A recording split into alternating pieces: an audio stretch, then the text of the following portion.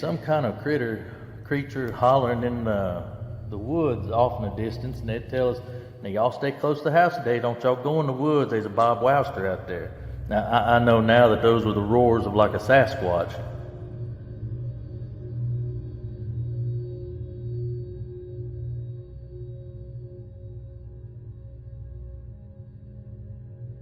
It was standing, I had to be a good 10 feet tall because it was grabbing the top of the mountain and shaking the barn. And my grandfather says to my uncles and stuff, the hairy man is at the bar.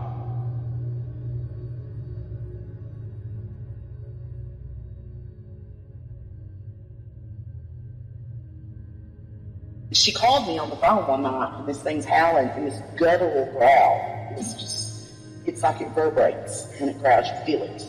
And whatever this was killing the goats, and only take a minute. And you can see where the head of it gnawed off. I mean, you can see.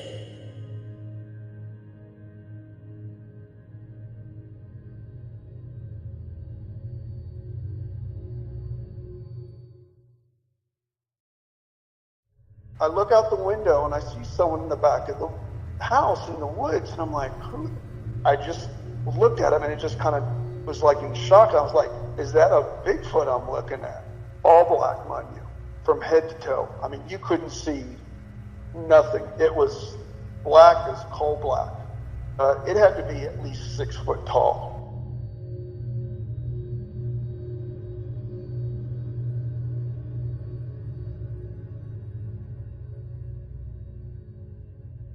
His son saw it, said it's somewhere between 8 and 10 feet tall. It was watching one night as he was riding his four-wheeler around his property.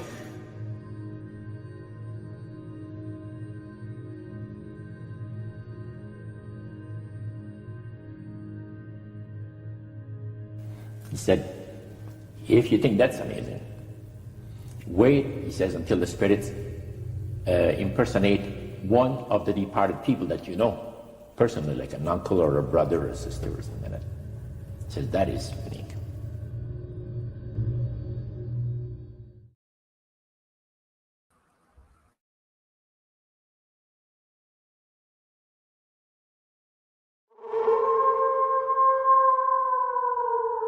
About 5 times, I think the gentleman said, reported to him that they saw one of the Sasquatch coming out of that mine shaft.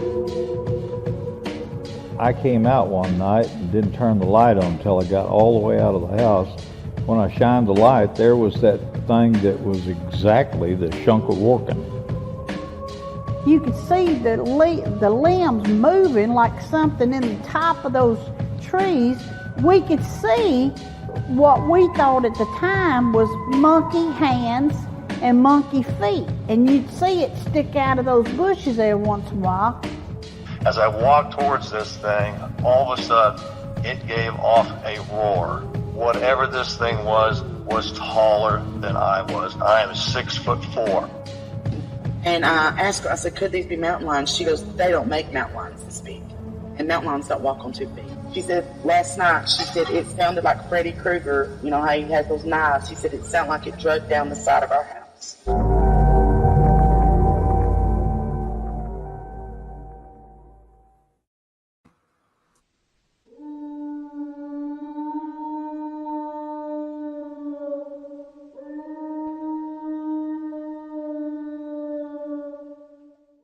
If there is one place in America that stays on the minds of those who are interested in oddities and urban legends, then it would almost surely have to be Kentucky's very own LBL. For decades, this southern peninsula has been the site of high strangeness, and it remains as one of the most mysterious places in the country. The park has gained this reputation due to its history of Sasquatch sightings, supernatural emanations, and most of all, its infamous LBL beast, a bipedal wolf-like creature believed by many to be roaming the park, and many a person has been said to have been attacked by this beast, with some persons becoming missing altogether. Yes, the LBL beast is regarded as a very violent creature, and tonight we have a gentleman with us who seems to lend credence to that belief. Tonight we will be discussing another one of Land Between the Lakes' frightening encounters with a creature that shouldn't exist, but somehow it does. Howdy. Hello, how is everyone on this fine evening? It is good to be with y'all tonight. Thank y'all for those who are here with us and those who are going to be with us. It's been a while since I've been behind this desk speaking to y'all. It's been quite a while. That's called procrastination. True story, y'all. Very true story. I think the last time I did a Strangely Enough in this style was around Father's Day, and that's been a while. Yeah, wasn't I in California last time you did one like this? You were in California. I was talking to a gentleman named Chris Lang about Roger Morneau and his film. And, well, sorry about that. But we're here now, and we have a very exciting show for you tonight. I'm excited to talk with the gentleman who we will be bringing on in just a few minutes. Before that, we got a few people in the room I just want to say hello to. Sam Burton, Appalachian Tales of Terror, Sherry Griffey, Julie Bug. Hello, everybody. And we're all very happy to see everyone. Thank you so much for tuning in. Uncut Savage. And, yeah, thank y'all for spending your Saturday night with us. Now, as we start to move into our interview for tonight, we're talking with a gentleman who he wrote me on Facebook a while back, and he told me he'd had an encounter down in Land Between the Lakes. And he told me a story, and it was very frightening. It was very interesting. And frightening but fascinating. And I think it is going to be a real treat for you guys getting to hear all about his encounter. I agree. And I kind of wish that I would have one like it. We went out and did some kayaking at Land Between the Lakes recently. And I personally think the sighting he had would be fantastic. Perhaps the scariest thing on our night that in the kayak was our navigation skills in the dark. Hey, you were sitting in the front of the boat blocking my view, and it was pitch black. So hush up on that side of the table. But anyway, through all that, the gentleman we'll be speaking with tonight, his name is Shannon. He's a man of 53. He has 3 kids that he loves, and he is an avid outdoorsman and sportsman of about 40 years, I believe. And yeah, he's going to tell us. Hi, Truthy Ruthie. Thanks for popping in. Hey, Truthy Ruthie, how you doing? And hello, Wendy Dogan. And excuse me if I mispronounce anyone's name. I really need new glasses, so as you can see, I'm squinting to read. Yes, hello. And without further ado, let's bring Mr. Shannon on. Shannon, how you doing tonight, brother? Can you hear us clearly?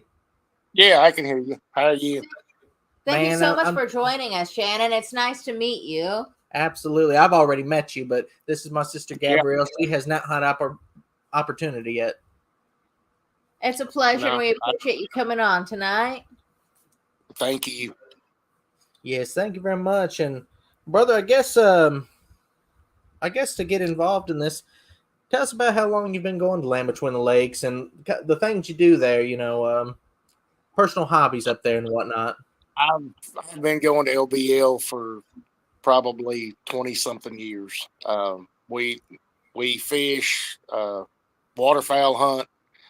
The fishing is the big thing. I fished LBL back when I was 18 years old with Operation Bass and FLW, and just always been around Kentucky Lake and Barkley. Barkley used to be my favorite lake to fish until an incident happened 2 years ago, and I don't go over there too much now. It's a bit of a rare occasion to find yourself up there anymore. Yes, even in the daytime, I just it's eerie. It's just I don't like going over there. We try to go up there fairly often, but even just driving those roads, there's just an eeriness driving down the road. Right. Very creepy atmosphere. Very oppressive, very dark, and it's just got a different nature to itself. And Yes, I guess starting out, going into it further, brother, would you mind telling us about what you seen up there that night up in Land Between the Lakes? I'd been fishing with a friend of mine. It was probably 11:30, 12 o'clock at night, and we were around the Numbers area. Nickel Branch. We were right around in there, and we were smallmouth bass fishing. We caught several fish, and there wasn't a whole lot of boat traffic that night. It was actually August of 22. Um, and we just started down the bank, and I don't really get scared very easy. But I just, all at once, I got a cold chill and felt like something was watching me. I, I just kind of, and blew it off. And person in the boat with me, they said, "You okay?" I said, "Yeah, I'm fine." They said, "No, what's wrong?" I said, "Oh, there's nothing wrong." I said, "I just had a cold chill." And they said, "Do you feel that?" I said, "Do I feel what?" And they said, "Do you feel like something's watching you?" And I did, but I didn't want to say anything. And I said, "Well, it feels eerie." And we kept going down the bank a little bit, and it was just, I, all honesty, I felt like I was being hunted. Um, they did too, and we heard it was like a dull roar, very very low pitched. Um, as we kept going down the bank, you could hear something, and it sounded like it was coming down a hill, and it was getting louder the closer it would get. Um, as we got into an opening of a little cove,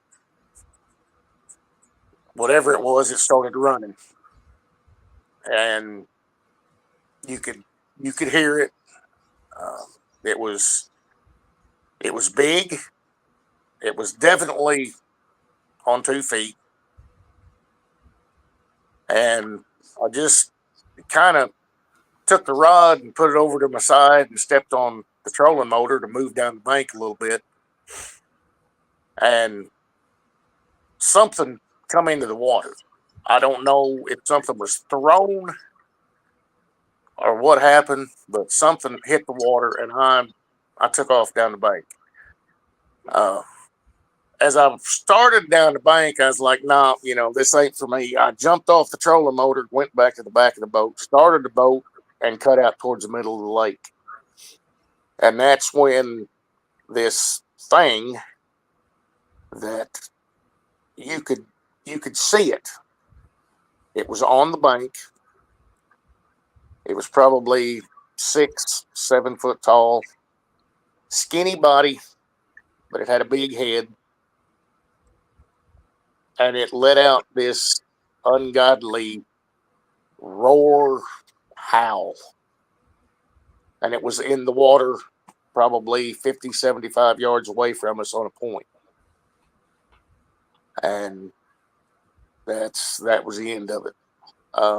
Had I went on down the bank, I don't think that I would be here telling you this story. Oh, wow. I had no idea about a dog man, anything. No idea at all. I thought, wow, this is crazy. I had no idea about anything in LBL until about 2 months later.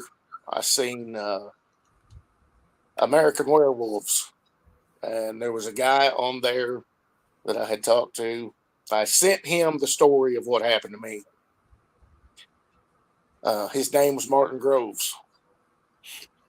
And it was probably 3-4 weeks later, I got a response from Mr. Groves, and he told me, "Stay out of the Numbers Nickel Branch area. Do not ever go back there." He told me about some other incidents that have happened there, and I asked him, I said, "Do you think what I seen?" He said, "I have no doubt you've seen a dog man." And he said, "You're one of the few that's lucky enough to tell the tale." That is fantastic, brother. And I'm sorry you went through that, but as somebody who is very much into that subject and would love to see one, I think that's a fantastic encounter.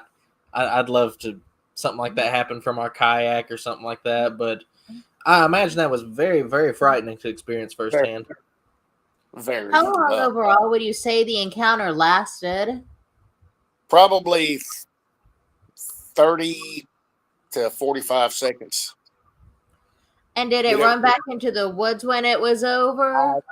To tell you the truth, Gabby, I don't know, because I was headed out into the middle of the lake. That's probably a wise decision. Yeah, I didn't even turn around to look. I wanted to get out of there. Fight or flight took over, didn't it? Yeah. Yes. And in that moment, I'm sure 30 to 45 seconds felt like 3 minutes. It felt like an eternity. And leading up to all of it, just the way that I felt when everything first started. I mean, you hear people say, well, I literally got cold chills and the hair on my neck stood up. That's exactly what happened. I was just thinking, well, maybe it's just a deer. Maybe there's a pack of dogs up there, maybe a coyote or something. And we have, I apologize, Turner. We have some questions coming in from Upon Legions. They would like to know if you saw its eyes. Did you see its eyes, or maybe like an eye shine coming from it, or was it too dark? No, I didn't see the eyes. Like I said, the body was very skinny, but the head was big. You could definitely, it's dark. The only light that I had was the light on the front of my boat. And you could see the outline of the body. That was it. I don't suppose with that outline that you got, you could kind of get and I can't remember if you mentioned this, I'm sorry, but kind of a rough height on it. I'm going to say 6 to 7 foot. 6 to 7 foot? That kind of keeps in line with some other things we've heard too. That sounds about right. Now, were able to tell that lighting the hair color, or was it too dark? I couldn't tell the hair color. No, I couldn't tell. Now, I believe you and me talked about this on the phone when we talked a couple of weeks ago. That area that you were at, it is either the area or very, very close to the area where a Kentucky Fish and Game gentleman was boating around there, and he claimed to see a couple who were camping on the shore get attacked and killed by a dogman that looked just like a hyena. Yes. That really was not far away from where you were. No. And I did not know anything about that until you and I talked. That area up there, it's had a lot of things in that general region. What we talked a little bit about Hotel California, it's pretty close. And there's been multiple things happen up there as well. And, everybody's like, well, what was it? There's really only one thing that you can tell what it was. I'm not going to say it was a Bigfoot, because everything that I've seen, everything that I've read, Bigfoots are bigger. They're taller or they're bulkier. They have no neck. This thing, if you have ever seen Dog Soldiers. Yes. Love that movie. That is exactly the outline of what this thing looked like. That sounds terrifying. What's interesting about the Land Between the Legs, I'm sorry, brother, go ahead. It was that, if I could draw a picture of it, that's what I would draw. That's something like that. Physical description. Now, remember, the only light that I had was a red and green light on the front of my boat. That was it. But it was close enough you could see the outline of it. Close enough you could see the outline. And you don't really feel that it was a Sasquatch. If anything, it would have been probably the Beast of LBL or a Dogman, something of that nature. Yeah, definitely. And the howl or roar that it let out as the boat was going out into the lake was enough to make your bones chill. I've never heard anything like it in my life. Tell me I've coyote hunted at night. Been in the woods since I was 4 years old with my father and my grandfather. I've never heard anything like this. now, brother. I When did I hear heard it that, one yeah. time, but it was on a clip that you sent me, Elijah. That clip of audios, you said it had a very similar sound in certain aspects to it. Yes. Now, something I was wondering about that, how when it hit you, did you feel it in your chest? Or was there like a vibration or anything like that? Could you feel the definitely sound? feel it. Yes, you could feel it all through your body. Years and years ago, we had something howl while we're in a place called Werewolf Springs, and there's a railroad on the backside of that park there. And when it came through and started blowing its whistle, something started howling in response to that, like it was howling in pain at the volume. But you could feel the volume. It would shake and rattle through your chest, like when you pull up next to somebody at the stoplight and they've got those big bass speakers and it just rattles through you. It was exactly like that. Absolutely.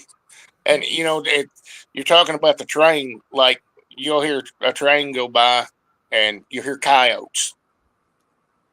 This was not a coyote. This wasn't a pack of coyotes. This was one individual creature that I believe was coming down the bank for something to eat, and we just happened to be there. And it was certainly of a violent nature, wasn't it? Very, very. But the way that you felt, you know, before anything ever happened, that's the weird part. You knew that there was something there, or I did, and the person with me, they did too, because they started asking, "You okay? What's wrong? What's wrong?" And I'm like, "No, nothing's wrong. What's wrong with you?" And you could sense that there was something off. Now, there's actually a question in the comments about something like that from Upon Legions. And by the way, I see you in there, Jimmy. How you doing, Jimmy? I'm glad to see you, brother.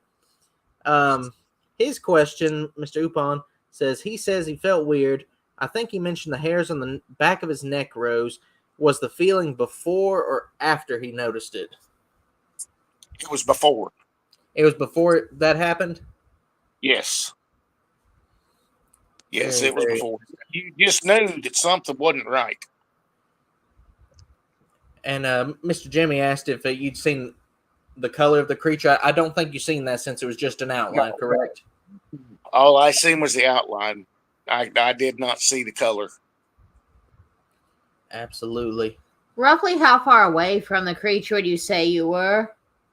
Probably, I'm going to say 40 yards at the most, because we were almost, we weren't really on the bank. We were throwing towards the bank. But we wanted to make sure we were close enough to the bank where we could reach, you know, there's some logs and there's some crappie sets and brush piles in there. And we wanted to throw past those to bring our lure by. So we were fairly close to the bank. We were probably 20, 25 yards off the bank, Gabby. That's not very far at all if it had been a dangerous situation. Now, something I found very interesting about it is that you said it seemed like something threw something at you out of the water, right? Yes. In which that's generally more of a Bigfoot trait, but it's Exactly. interesting of a dog man doing something like that because it's just kind of unusual for it, which is additionally spooky. Wanda, hello to you and the kids. We love you guys. We love y'all. Absolutely. Good to see y'all. You know, after I had talked to several people, I even talked to one guy that is a Bigfoot researcher about it. And he told me, he said, why it threw something in the water was to get you to move. And that's what I told him. I said, well, if I would have went the direction that I was headed, I would have run right into it. He said, it's almost like it was chasing you. It was throwing you to go that direction. And that is terrifying and intelligent. It was very, very scary. Now, brother, have you? I know you said you don't really go back up there anymore, but have you went back up to that specific area since? Yeah, I went up to that area about 3 weeks ago. It was in the daylight. I was still very, very uneasy. When we got to that spot, we drove in the car. We stopped. When I got out, it was just, I didn't feel like anything was watching me. We took several pictures just, of the area, and I sent the pictures to you. But the one thing that we noticed in this area where this experience happened, there was not a bird. There wasn't crickets. There wasn't any noise at all in this particular spot where this incident happened. Everywhere else we had went in there, you could hear birds, you could hear boats, campers. When we stopped where this incident occurred, it was dead silence. And we snapped several pictures. And after getting home and looking at the pictures, you could see some images. I don't know what they were, but you couldn't see them at the time. And I sent you the pictures. But it was almost like there was still something there. Now, you did, like you said, you sent me some pictures, and it did look like in a couple of them, like there was a werewolfish shape in a couple of them. There was definitely some interesting photos you sent, and I believe one of them you could kind of see something almost upright looking, like it was out in the... Yes, out in the water. Out in the water, yes. Yep. But it was too far away, with a cell phone, you can't get a good picture. We didn't have binoculars. I just, we just went just out of a whim. And I don't know what it was, but there was definitely something there. Absolutely. And I'm sorry if it seems like I'm insensitive to your encounter, but I hear that and I'm like, no, man, that's the coolest thing in the world. I love hearing about it. Would love to have something very similar happen. Gabby, while you and him are talking together, tell him about what you seen up there. So what I seen, it was about a year and a half ago, May of last year. We were driving down the highway, and we came up upon something that was crossing on the shoulder of the road, and it was on all fours, crawling like this. It almost put you in the mind of Beast from Beauty and the Beast, but crawling a bit lower. It had kind of a brownish, blackerish, almost silvery fur, and its back was extremely muscular. It kind of had fur similar to a bear or a golden retriever, not necessarily the color, but that shagginess. And it was long and lanky like a cat, but it was extremely muscular, muscles built up on all sides of the back. But the back was the back of a man, the way it's kind of got that concave spine. And it was crawling across the road at just an intense speed. By the time we saw it, it was just there and gone. And it should be added, Shannon, that I was there, but I was gabbing away at the guy who was driving. I wasn't paying attention. I missed it.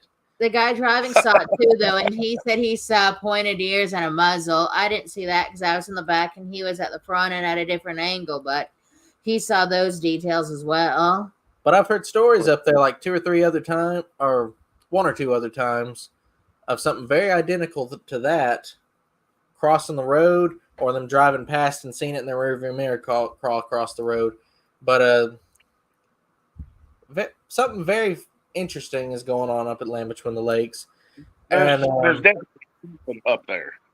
And, absolutely. Like I told you, I had no idea what this thing was. I knew it was something. And then I seen American Werewolves. And I was watching it, to be honest with you, I was watching it just because there wasn't anything else on. and then it got to Martin Groves. To hear him and the way he described this creature, I immediately texted Martin Groves. He has no idea who I was. I told him, everything that happened. And he texted me back and he said, stay out of the area. He said, Martin, you are lucky. I'm sorry, keep going. He told me, he said, you're lucky. You're one of the few that has seen it and lived to tell about it. And for a man like that to come forth and tell exactly what he went through in LBL, that speaks volumes. Considering his background, and I had to get. That's how I found you, and that here we are today. Absolutely, and I want to. We've met Martin Groves multiple times. We've hung out with him a lot. He's one of the kindest people you ever meet. He's right. Just like the grandpa of the cryptid community. Yeah, see, I met him for the first time, and he's like, Elijah, come here and give me a hug. And I was getting bear hugged by this real friendly guy. And that was actually the filming of American Werewolves, which I'm not saying this because I'm in it, but right, that is one of the best Dogman documentaries out there, in my personal opinion. Y'all go watch it on Tubi for free. It's a fantastic film. Yeah, Small Town Monsters crew and Seth Breedlove, they're all great people. Absolutely, they're fantastic people. I had no idea about anything until after this had happened to me, and I was going through Tubi and found it, and I was like, "Holy cow!" Tubi is a wonderful resource. Yes, it is. It is. And brother, if you don't mind sharing, have you seen anything in the park to indicate there may be a Sasquatch presence? Me and my two little boys, we would walk LBL a lot, especially in the winter. Mainly because, with a 8 and 10-year-old, they like to pick up snakes. They love snakes. So with the copperheads and the rattlesnakes, we go in the winter. A wise decision. My little one, he was 6 at the time. We were walking, and everything was fine. All at once, he likes to get out ahead of everybody or lag behind. He don't like to stay with the group. This particular one time we were up there, he just all at once, he came running back. He's like, "Dad, there's something watching us." I said, "No, there's not." He said, "Yeah, big hairy guy." I said, "A big hairy guy?" He said, "Yeah, I want to go home." And me and the one that's older, he's like, "Brody, there's nothing there. There's nothing there." And he said, "Yes, I want to go home." I've heard, fishing at night. I've heard the whoops, owls, but it's not an owl. It just got a different tone to it. Right. But it was on the south end. It was down south of Eureka, boat ramp, down around Turkey Bay, down around in there. Up on the north end, I've never had anything happen except for this one time, and that was in August of 22. And that's fairly recent too. That's very recent. That was 2 years ago. I want to say that was the very month we were in Paris, Tennessee, because there was a Dogman conference going on. That was also 3 months before we heard all them Dogman howls on Halloween night. Or what we believe probably what we believe were. To be. We were up there on Halloween night, and the same things that was in that video full of different audio clips that I sent you. That Yes. thing was howling up in multiple different locations on Halloween night up there, 2022. Mm-hmm. That was some cool audio we caught down there, and But it was only a few months apart, not terribly far from the same area, so it wouldn't Right. be any time for the creature to have moved on. we were hearing some of that stuff in Willow Bay, which is the bay right next to Demumbers. Yes. And Yeah. we were actually hearing some stuff like off in that direction because there's like a big land bridge in Willow Bay, and Carl was parked pointed toward Demumber that direction, and we were call Okay. blasting. We could hear it coming off in that direction. So that's kind of interesting. But it's when you hear it, the first time you hear it, or I did, I'm speaking from my point of view, I couldn't believe what I was hearing. Because being outdoors, I'm used to hearing coyotes, bobcats, even heard a mountain lion. It was none of the above. None. And when you hear this, it really stops and makes you think, what in the world is this thing? Especially after you've seen it, seen the outline of it. And then I'm sorry, bro. It does this howl, roar, and that was enough for me. It's almost a sound all its own. It has a very unique sound to it. Nothing quite like it. It is a sound all of its own that is very unique. And when you hear it, you've heard it. And it's something that you continue to think about. The same audio clips in that video, Linda Godfrey actually commented, and she said those are from a dog man. So that helps lend credence as well. She's considered, I don't know, I'm foremost expert on dogmen. The queen of cryptids, really. Right. And Shannon, brother, this comment's a little further back up the list here, but somebody asked if you've seen it, how did it move? Most people describe how awkward or unnatural it runs and moves. Did you notice anything about its gait? To tell you the truth, no.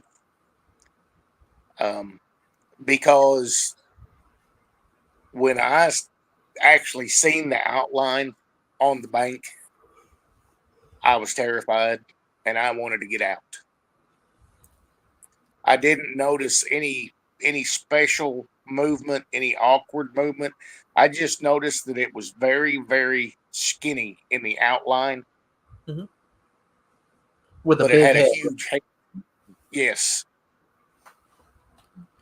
I don't suppose, and this may sound a little strange, you could kind of give an estimate on the size of the head, could you, as opposed to the body? The head was bigger than the body. Sometimes you'll hear people describe them like its head was the size of a cooler, which is kind of weird, but it was. If you've ever seen a big bear, like a big grizzly bear, its head was the size of a big grizzly bear. Wow. But it's smaller. Tremendously smaller. It was skinny. But it was definitely on 2 feet because you could see that outline. Could you ever tell if it went from like 4 legs to 2 legs, or did it stay on 2 the whole time you could see it? It was definitely on 2 legs. Now, when it was coming down the hill, and anybody that's been in that area, it's hills. It's up, down. You could hear it coming down. It was 2 legs. When it came down, it was on 2 legs. Did you ever at any moment feel like maybe it would try to get in the water and start walking towards the boat if it could? I think if I would have went the path that I was headed, it would have came into the water. And That's we would have been terrifying. arms length away from each other. And I can't remember if you mentioned it or not, but it did. If I would have kept going the direction I was going, it was going to be in the water. There's a because paranormal there's witness. a long point that comes out, and we were fishing down towards that point. On the back side of the point, it drops off into deeper water, but that point will come out into the water, and it's not. It might get maybe knee deep, and you can probably walk 30, 40 yards, and it's knee deep, and then it'll drop off, and that's the direction we were headed. That's roughly around where you were swimming. Really? Mhm. That's some rough waters. Of course, there were a lot of boats on the creek. when you're waiting in the water. Oh, where we that were camping. time. That place I got swimmer's itch. I know Yes. exactly the place. And there is a bit of a hilly type area in there. I know what you're talking You about. remember that road when you pull in away from the campsite? If you look up on the right, I think it's a big hill going up that way. I do, in fact. I believe I was collecting firewood up there. There we go. There's a episode of a series called Terror in the Woods. It's either Terror in the Woods or These Woods Are Haunted. Somebody had a very similar encounter. They were on a boat and they pulled up to the shore, and this thing started causing trouble, raising a storm, and they were panicking, trying to get out in the water, get to their boat and get back out to the water. And this was it throwing rocks? Do you remember? I don't remember the episode you're talking about. It's a good episode. We'll have to watch it again. And I don't remember if you mentioned it, brother. Did you get the impression it was just one, or that there could have been a couple there at the time?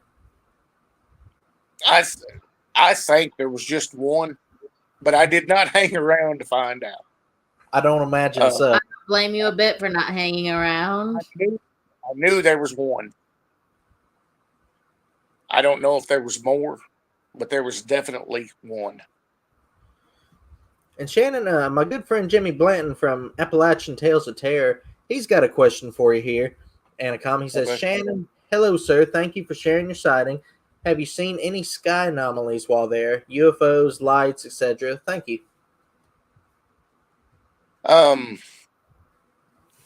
Yes. Bright lights that will move from side to side. I've seen that fishing on the Kentucky side over around Smith Bay, in that general area. But on Lake Barkley, I haven't really noticed anything about it because I fish Kentucky more now than I do Barkley. So, but I won't go to the LBL side. I don't go that way. But I have noticed lights over there that they'll move side to side in a bay and then they'll disappear.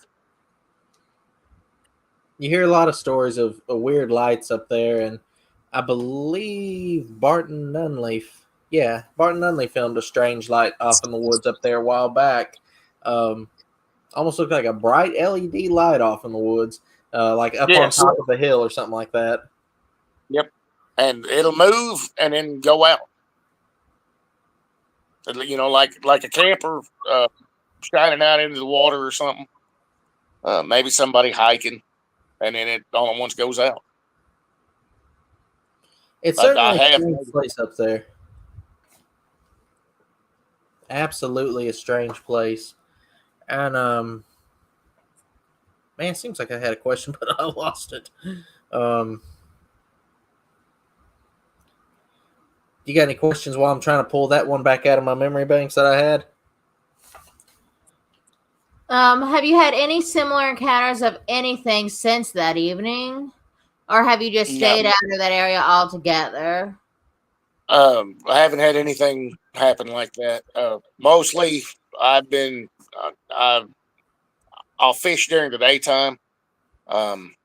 We did go at night one time, but we were down on the Cumberland River, down below the dam. Never had anything out of the ordinary, other than raccoons playing on the bank, coyote howling. That's it. We fished the Ohio River. Nothing really out of the ordinary other than coyotes. But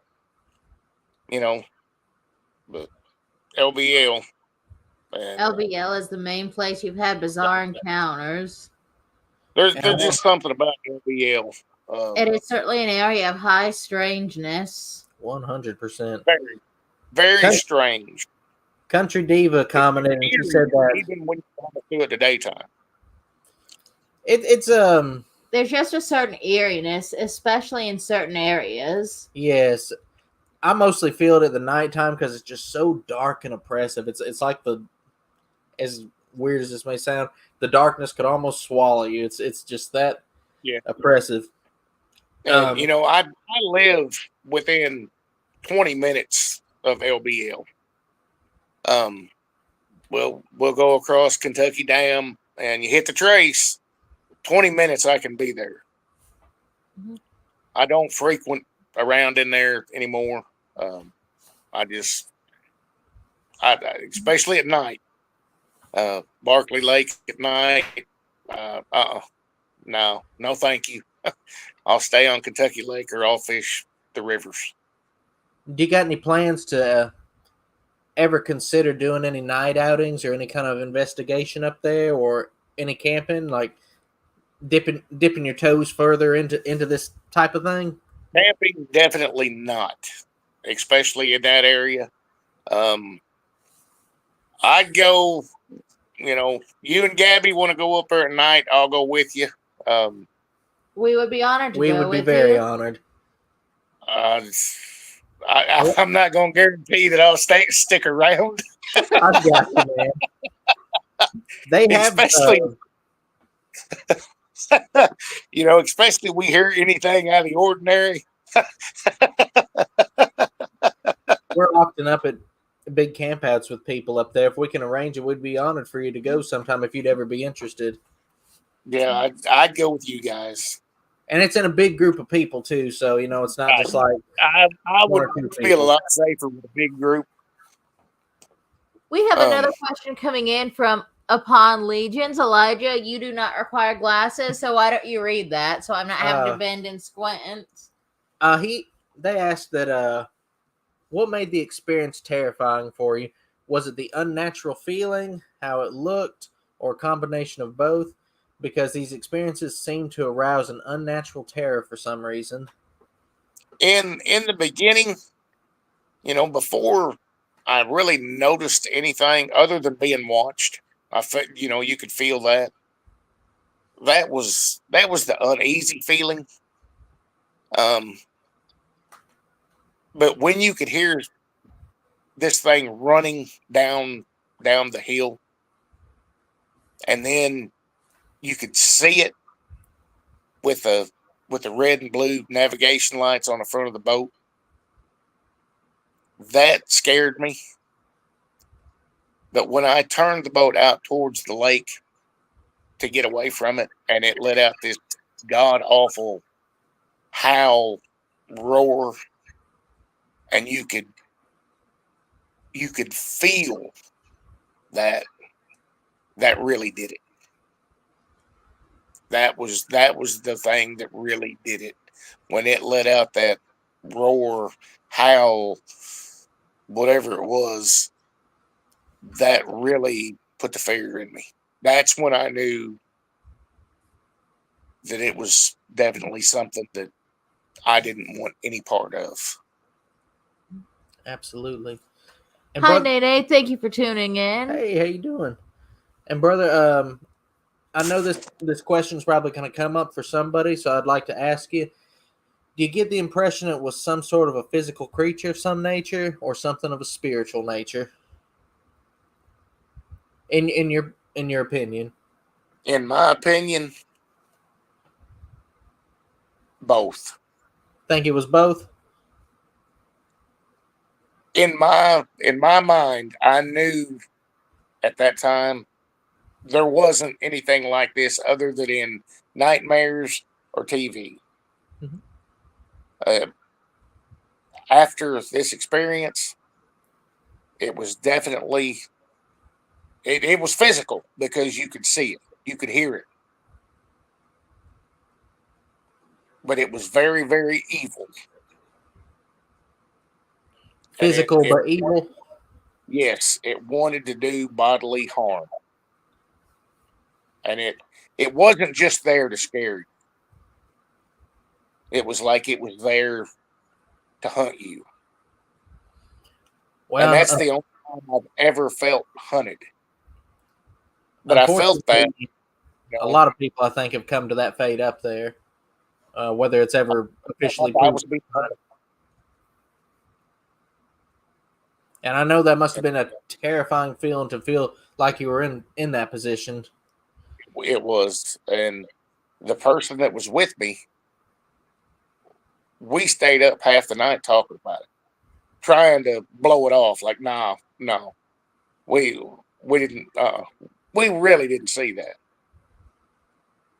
And we kept on and on and on, and then we got rational. We're like, well, what could it have been? And I was like, let's go back. And no, I'm not going back. You want to go back? You go. And I'm like, well, I wasn't going back. I just wanted to see what you'd say. Well, do you want to go back? No, I don't want to go back. Then we're not going back. Well, what was it? Well, I don't know what it was. I didn't know what it was until I seen American Werewolves. Wow. Then I knew what it was. And I was like, that's got to be what it was. That's the only thing it can't be. Absolutely. And, I wouldn't tell people about it. I was like, there ain't nobody going to believe this. I'm not going to tell anybody because nobody's going to believe me. Unfortunately, a lot of people don't, which is sad because there's legitimate encounters going on that people are having, but there are still a lot of people who unfortunately mock that kind of thing. There all the time. With deer season getting ready to come up, you watch. Something is going to happen up there. It does every year. Like last year, a teenage kid, something running through his blind. That none of that was reported. Nobody said anything about it. Kid got hurt. You didn't hear anything about it. Nope. There's something up there that, number one, they don't want the tourism ruined, or they know it's there, and they close off parts of the park because they know where it's at because of stuff like this. I heard an interview that was caught a few years back, and the fella in it, I believe he said that around deer season, generally there are some people that go up missing around deer season. Now, if that's true, yes. I don't know, but yeah, it makes perfect sense. Yeah, and, deer season, and when camping, when everybody starts, you don't have near the campers up there, but you always have people camping, and the backwoods camping and primitive camping, tents that have been tore apart, ravaged, and they'll go tell somebody about it, and the next day they go in there, the campsite's cleaned up, everything's gone. Like, well, what happened to it? Absolutely see that.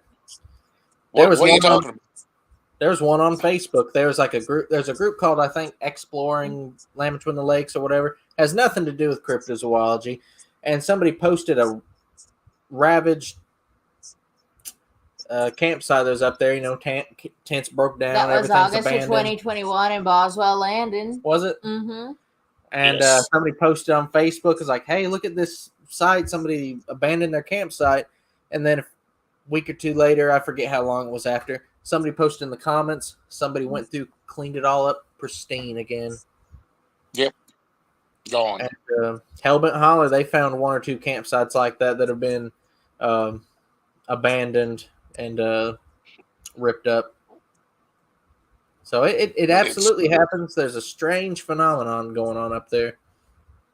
There's something there. Absolutely.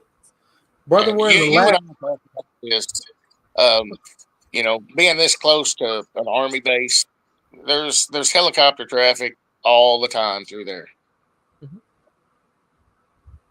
But is there always that traffic just maneuvers, or are they tracking something or looking for something, or what's the real story behind it? You know, That is an excellent question. It certainly makes you wonder. you know, you've heard reports. I've heard them. Something created in a lab that is used for warfare. Well, there's been multiple historical cases of people trying to do stuff like that. Yes. Joseph Stalin was trying to make a humanity, I think, for his army, and then there's been some incidents said to have happened at the Primate Research Institution that was in Florida, something like that, trying to make a half man, half ape hybrid. Yeah. And if that's what we're seeing on the public, public information that we can reach, I'm sure there's some things going on behind the scenes we don't know about that they're creating in the labs. Almost has to be happening. I mean, I can't prove it, but exactly. Well, brother, we are almost at the 1 hour mark.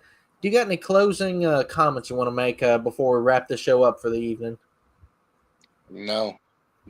I thank you for having me on the show. Thank you, Gabby. Thank you so much for being on. And I'm sure, Elijah will continue to carry on our conversations throughout, and we'll see what's up there. Absolutely. We would love to very soon. If we can arrange it, we'd love to meet you up at one of those big campouts at some point if you ever be interested. But like you said, we'll keep in contact, brother. And it's been great meeting you and hearing your story and whatnot. Yep. And I really appreciate you, and thank you for having me on. Thank you for allowing us to talk to you. And, I reckon have a good night, brother. You too. God bless both of you. I'll talk to you soon. God bless you. Well, that was a very fantastic story. We loved that. And, what'd y'all think about that? I hope all y'all enjoyed it. And I know it must have been terrifying to experience, but I would love for something like that to happen to me. Me and Gabby will be up in that kayak around Demumbers Bay, hopefully very soon, trying to stir something up. So 2 thumbs up to that upcoming adventure whenever that takes place. And before we close things up, I want to thank thank Truthy Ruthie. Thank you so much for the donations. We really appreciate that so much. Thank you, everybody that's tuned in with us tonight. I'm getting old. I'm saying tuned in. This isn't a radio show. This is YouTube. Tuned in isn't the correct terminology. That's what I was going to say. I guess tuned in denotes a literal radio or something. But thank you all so much for being with us. Jimmy Blanton, great seeing you, brother. Truthy Ruthie, everybody. My aunt and my cousin has been in the room. Great to see y'all. We love y'all. And Julie Bug, hello. Upon Legions, thank you. Thank you for participating. And Gabby, do you got any closing comments? I just want to say I think that was a great story. I definitely want to check out that in Barry at night more. I want to thank Shannon for letting us interview him. And I want to thank everyone who liked, commented, listened, who gave money. We just want to thank everybody. Absolutely. And we hope to keep seeing you. And Sherry Griffey, good seeing you in the room. We look forward to seeing you next month. And with that being said, I don't think I got really any closing comments. So y'all have a good night. Y'all have a good night. Elijah, get your shoes on. You're taking me to Food Line to buy a carton of ice cream. Score. And hopefully we'll have a show next Saturday night at 8 o'clock. Next Saturday night, we are going to be in Adams watching Smoke. Oh, the Tobacco Wars musical they do up there. We won't be having a show next week at 8 o'clock. Maybe the weekend after, Saturday night after the Sabbath at 8 o'clock. And, y'all stay groovy. Y'all have a good night.